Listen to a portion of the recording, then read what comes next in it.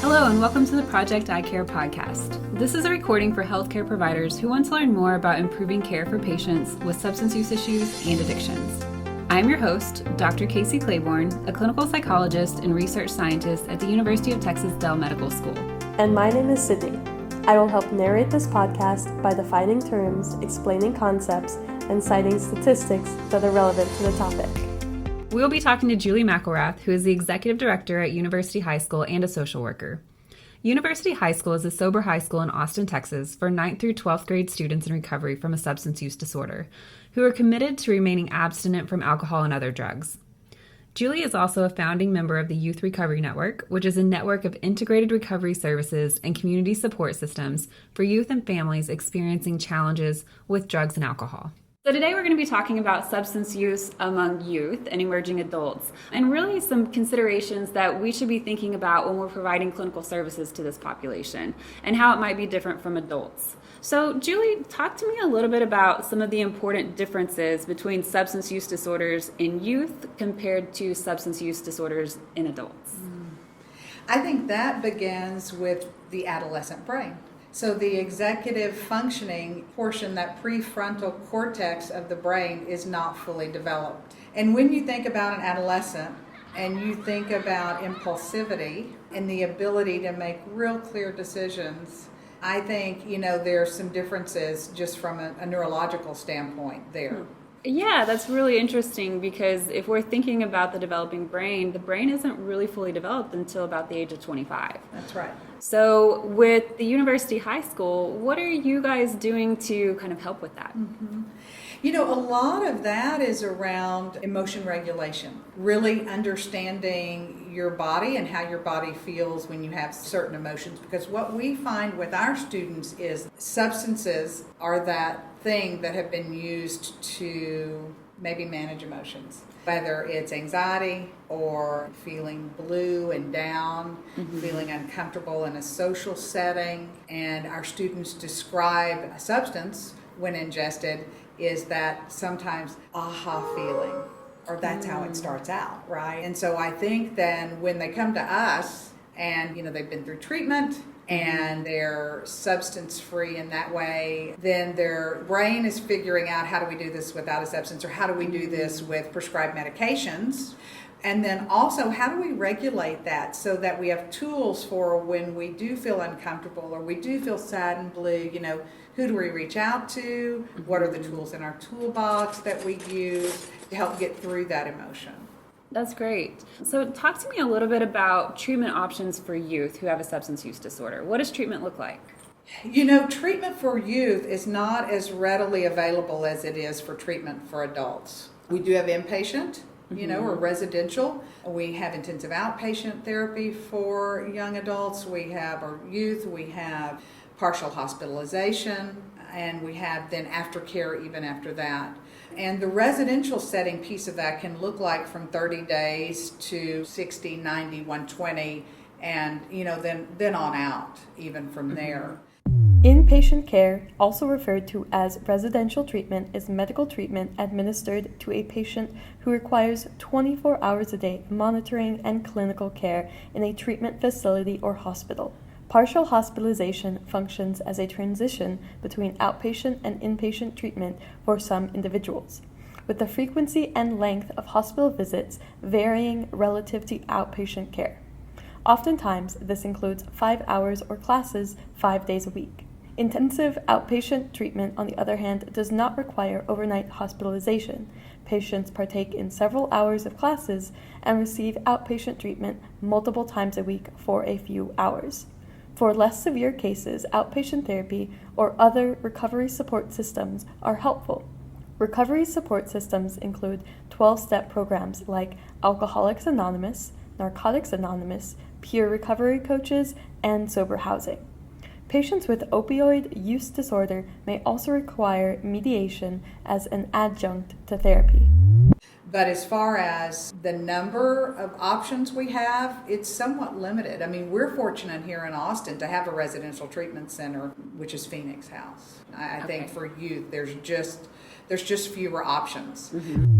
According to the Substance Abuse and Mental Health Service Administration, in 2016, 1.9 million youth ages 12 to 17 reported using illicit drugs and 2.3 million used alcohol in the past month, with more than half of those youth reporting binge drinking.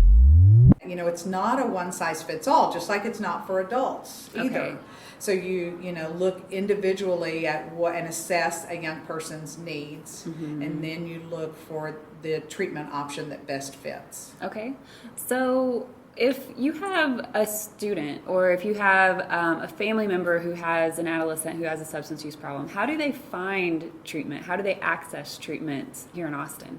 I think most people do what I did as a parent right off the bat, and you go to Google. Okay. How reliable is Google for providing treatment services that are evidence-based for youth? And what's the best way to find an evidence-based treatment center? In a best case scenario, it's about knowing the treatment center and their programs well, and having an experienced service provider that you trust to be able to help further and explore treatment options. So for clinicians who might be working with this population, what would be a good way for like a primary care physician, for example, who might not be as familiar with substance use treatment services here in Austin? Would they need to reach out to those individual facilities and learn more about their treatment that they provide individually? Or what's a shortcut, I guess, for clinicians to figure out where to refer patients to? Right, because that takes time. It does, yeah. You don't just build relationships and learn more in a single phone call. I mean, you might want to visit their facility and, get to know the people there. Because of my work with the Youth Recovery Network and because of the work that we're doing together related to, a digital platform, I just have to say that I think it's being connected to a network. I think it is being engaged in a network that includes organizations with a certain set of standards, and then it's working within a trusted network. The Youth Recovery Network serves youth 25 and under, as well as their families whose lives are impacted by the substance use in Central Texas. The Youth Recovery Network help youth and their families learn about various recovery support options and navigate the recovery system. I want to circle back to kind of what we were talking about with treatment, because the way I view treatment right now in the United States, it seems like we work off of an acute care model for treatment. And for youth, especially when we're thinking about the neurobiological aspects that go into having a substance use disorder and then living with a substance use disorder really for the rest of their lives, we really need to start transitioning more towards a chronic care model. So I'm wondering, what does recovery look like for adolescents with a substance use disorder? And how do we engage the community to better support youth with a substance use disorder? I love that question. It's a subject I really love to talk about because it's one of the things that we do here at the school. From the time a student comes in, a young person comes into University High School, as a social worker, I'm preparing them for termination from our program, right? Which for us, it's high school graduation. That's the plan. And along the way, it is gaining tools and knowledge and connection to a community and an understanding of what the services are for them so that when they leave University High School and graduate from University High School and go on to whatever is next, whether it's work or college, that they have a real clear understanding about those ongoing recovery support services for a chronic disease. We do a lot of what I'll call psychoed with our students. Psychoeducation refers to the process of providing patients and their families with education about their illness in order to empower them to understand and accept the illness and cope with it in a successful manner. Separating them from a person from their disease and having them understand the neurobiology behind the disease and that it is similar to other chronic illnesses like diabetes or hypertension, and how important it is for them to own their own health and wellness. And what that means is knowing when you need a checkup and knowing when you need to do those things along the way for your lifetime to take care of yourself. And I don't view substance use disorder as any different than those other chronic diseases in the way that we would look at an ongoing treatment for those. So what does ongoing treatment for a substance use disorder look like? It's not a cookie cutter process either. One might say, for me, it's my 12-step program. Somebody else might say, it's my SMART recovery. SMART is an acronym for self-management and recovery training. This is an abstinence-based organization with a sensible self-help program for people having problems with drinking and substance use. Medicated-assisted recovery is a therapy rooted in the understanding that alcohol and other drugs can change the structure and function of the brain, so pharmacological treatments can allow patients to curb their addiction through a restorative and rebalanced treatment. Somebody else might say it's a combination of my 12-step program and my medicated assisted recovery, because I know I have to have that in order to be able to do the other things, right? I mean, that's a part of my recovery. Somebody else might say it's, some of those things, and in addition to that, it's that I'm continuing to work with my primary care providers to make sure that my medications that help me stay emotionally stable are doing what they need to do, because I know that if that falls off, then chances are I won't be able to use the tools in my toolbox, and then I know what a substance will do for me, and then I might go to that.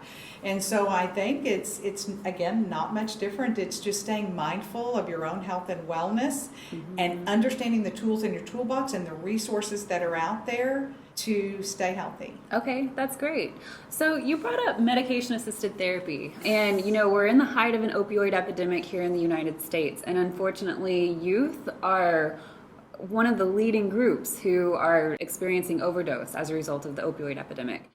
The 2017 National Survey on Drug Use and Health estimated that about 769,000 young teens and adolescents aged 12 to 17 misused opioids, and about 14,000 used heroin in the last year. Year-by-year analysis showed that the number of opioid-related deaths increased at a steady rate from 1999 through 2008. And in 2015, that number increased substantially, with it reaching 650 deaths in 2016. Can you talk a little bit more about treatment options in that aspect? Is medication-assisted therapy available for youth? It is. It's not very common at all. I think it will become more common as we move into this realm of, greater awareness around the opioid crisis and how to best support young people that are struggling with the disease of addiction related to an opioid addiction, right? We have here at the school, we support, if we have a student that medication-assisted recovery is part of what they need to stay sober. I love that term, medication-assisted recovery. I've switched to that because that feels, again, like it speaks to the support of long-term recovery, right? Absolutely. We work closely then with their support team. What we do feel strongly about is that, just like with other medications that are taken as prescribed, it is important that the other support's in place as well. Okay. So, what does their recovery support look like? What does their behavioral health or their mental health support look like? So it really is a real holistic approach, that medication-assisted recovery, and not just kind of taking your meds, but not doing the deeper dive work in. Does that make sense? Absolutely. Okay. Yeah, I think that's one thing that we tend to forget about, is how important, having that holistic approach is, especially when you're treating a chronic disease, like substance use disorders. So yeah, having, the medication to help with the physiological aspects, but in addition, having all the behavioral and psychological components is incredibly helpful. Well, yeah, I think about diabetes. The way they managed their disease was simply through their insulin pump or insulin injections, and didn't really think about managing it with their diet and the other things that are important to the health and wellness of someone who has diabetes. That's not super sustainable if you're just pushing the pump or using your insulin alone to manage your diabetes. Absolutely. That's a great example. Yeah. So I want to shift gears just a little bit and talk about, with youth, what are some of the emerging trends that you're seeing here with substance use disorders among the youth that you work with? It's really varied. Okay. It's pretty consistently cannabis. And that feels so normalized now that it's like cannabis and alcohol. Wait, so you're telling me that you can develop a substance use disorder with cannabis? Are you asking me a loaded question? I have students come in all the time and they tell me that cannabis is non-dependent. You can't have a problem from it. You can have a psychological dependence to it. And with the THC levels in cannabis being so much higher, dabs is a thing. So that is that very concentrated, almost hash oil that goes into a vape and is smoked. A young person could experience cannabis-induced psychosis. It's not uncommon. That's really helpful. You said that you see cannabis frequently here. Yes. You want me to tell you what else I see? Yes. Like I said, cannabis and alcohol, very, very common. I would say, many of our students are probably starting off, I think it used to be alcohol and cannabis. I think now it's interesting. more cannabis, Mm-hmm. and then the alcohol may follow. Mm-hmm. That's how normalized cannabis is. According to the NIH, cannabis use is rising in popularity with rates surpassing cigarette smoking. In 2015, 21% of high school seniors used marijuana in the past 30 days, compared to 11% who smoked cigarettes. For the first time, daily cigarette use was lower than daily marijuana use among high school seniors. So cannabis and alcohol are by far the most common disorders you see among youth. What else do you see youth struggle with? Opioids, benzodiazepines, hallucinogens, heroin, which is an opioid, but injected. I mean, it's really all over. It's a wide variety of things. Okay, wow. So to, remove students from their existing environment where they were using before and bring them into a sober living and sober high school, how important is that? I think it's critical, and there's some research out there that supports that. It's some research out of Houston that was done, and it reflects that between 75 and 90% of students who have been to treatment and come out of treatment, and that's residential treatment, and come out of that treatment setting and back into their natural environment or their neighborhood high school, relapse in the first 90 days. Oh my gosh. According to the National Institute on Drug Abuse, environmental cues are the most common trigger for drug use relapse. For example, interaction with certain people, places, fluctuations in mood, and exposure to drugs can trigger a relapse. Researchers have been developing therapies to alleviate the effect of these triggers in order to prevent relapse and help patients stay in recovery. When we began just anecdotally to talk to our students and find out more about what it was like when they went back to school, with their connection via social media, and they're such a technologically savvy group that they're connected to their drug dealers and the using community in their area, that it's almost immediately that they're being contacted, which is that trigger. That's tough. So how are students affected by this socially when they leave substance use treatment and reintegrate into their traditional community high schools? Think about it. You're feeling you've been out of school. It's a neighborhood school. People know, oh, so-and-so's gone to treatment. They've, it's that whisper word. It's that hush-hush thing. And you're nervous, and you're walking back into school, and you're trying to use your tools, and sometimes it's hard, and what do you know works? Maybe it's, taking a head, and it's really difficult for them. The other thing that we've had, students share is that they're walking back in and they've done a lot of work and laid a good foundation for their recovery, but you get in there and the larger schools just that's not their model to have this real specific support system in place for a young person in recovery. And so it just looks different.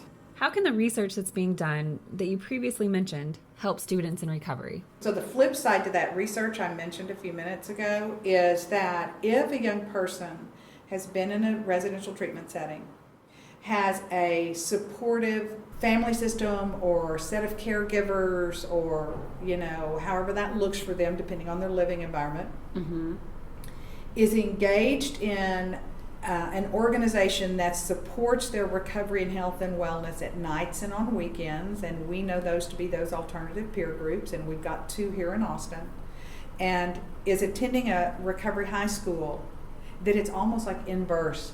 75% stay sober after 90 days. That's amazing. Socialization really has a huge impact on youth. That's in their recovery and avoiding relapse? I think it's just who we are, how we're designed as humans. We're designed to be connected. Absolutely. And so if you're walking back into an environment where you're not sure you're feeling connected, and you know where you were last connected, and it was with some other young people that were struggling themselves, but yet that's what you know, so it really is then how do we form healthy connections? How do we stay well together now? It is not uncommon to get a new student and them to walk in and already know people at the school. Oh, wow. Because of the culture. Interesting. The drug culture. They're all connected.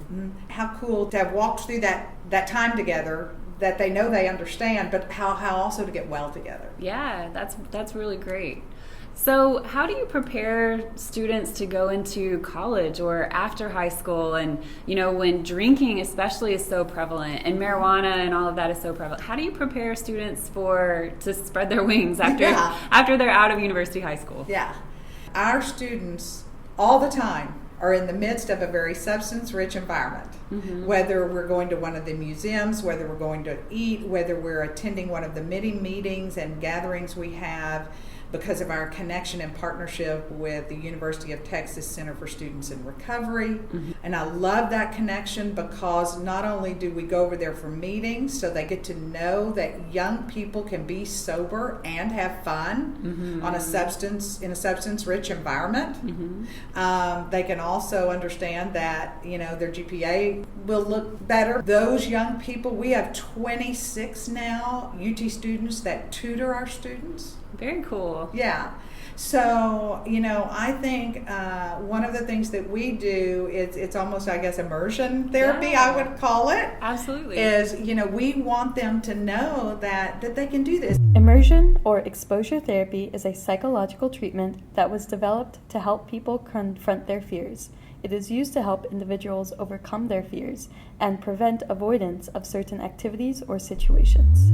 How else does University High School help students transition from a protected high school environment to college? We also help them look for, as they begin to transition, and if they're thinking about, college, let's look at the colleges that have centers for students in recovery, that have that recovery support available. And we're fortunate enough that Texas Tech, has one, Baylor has one, A&M now has one, UT has one on every single campus, all 9 campuses.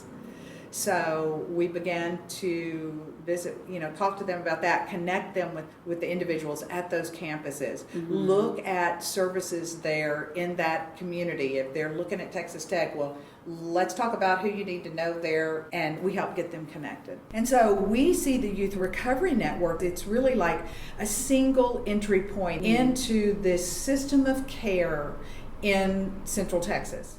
So how does the Youth Recovery Network in Central Texas assist someone or a family member of someone who is seeking help for their next step after University High School? A family member will make a phone call, and because we are a network with a standard of care and we know each other and we work closely together, we use our digital platform and the algorithms behind that to help us assess what is the next best step and what organization is the best fit for where they are at that time. And when they enter this system, it may not mean that they go directly into inpatient care. It could be somebody that's entering the system that's here at UT and a new student, and it's like, I don't really know where to go for a meeting, or I'm really kind of struggling, maybe I'm having some triggers, or maybe I need a little just additional support. I'd like to say, with my social worker hat on, we will meet them where they are and be able to provide some support with a connected, integrated system of care. That's amazing. So is this the first Youth Recovery Network, or do these models exist anywhere else? To my knowledge, there is not another youth serving network like this. Well, this is really exciting, and I'm really excited to see where this goes over the next 5 years. I think there's so much potential, especially here in Central Texas, with the work that you're doing and the work that UT is doing in addition to the Youth Recovery Network with you guys. So I think we're going to see some really interesting changes here in Central Texas for youth who have a substance use disorder. Well, thank you, Julie, for joining me today. Do you have anything left to add that I haven't asked you about yet? And I want to say thank you for the opportunity, Casey, to get to share with you more about the work we're doing here in Central Texas and the work that we're doing together.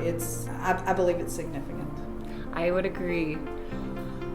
Well, this has been a Project iCare podcast with special guest Julie McElrath. To learn more about Julie and her work with University High School and her work with the Youth Recovery Network, check out our website where this information will be linked under today's podcast description.